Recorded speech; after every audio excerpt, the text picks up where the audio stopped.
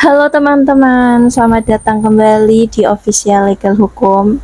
Kembali lagi dengan saya. Di sini saya akan menjelaskan mengenai arti dan makna dari due process of law. Mau tahu? Yuk kita bahas.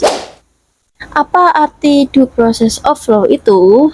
Due process of law adalah prinsip hukum yang menjamin bahwa semua orang akan diperlakukan dengan adil dan sesuai dengan prosedur yang telah ditetapkan ketika berhadapan dengan hukum. Lalu apa makna due process of law itu?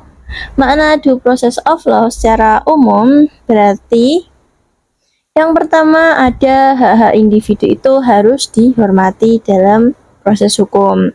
Lalu yang kedua, prosedur hukum yang layak dan adil itu harus diikuti dalam setiap tindakan hukum, baik dalam peradilan pidana maupun peradilan perdata.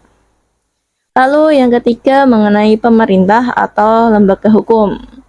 Jadi pemerintah atau lembaga hukum itu tidak boleh bertindak semena-mena terhadap individu atau kelompok. Lalu prinsip ini sebenarnya mengandung dua elemen utama.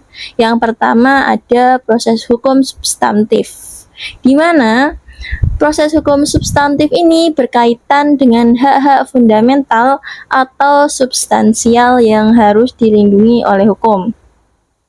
Pemerintah tidak boleh membuat aturan atau kebijakan yang merampas hak-hak dasar seseorang tanpa alasan yang sangat kuat dan sah. Lalu yang kedua ada proses hukum prosedural, di mana proses hukum prosedural ini berkaitan dengan prosedur yang harus diikuti untuk menjamin keadilan dalam menegakkan hukum. Misalnya, hak untuk mendapatkan peringatan atau kesempatan untuk didengar atau perwakilan hukum dan atau proses pengadilan yang adil.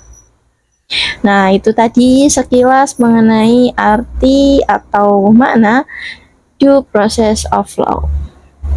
Jangan lupa untuk like, komen, dan subscribe channel Official Legal Hukum agar kalian tidak ketinggalan info-info dan edukasi hukum menarik lainnya. Sampai jumpa.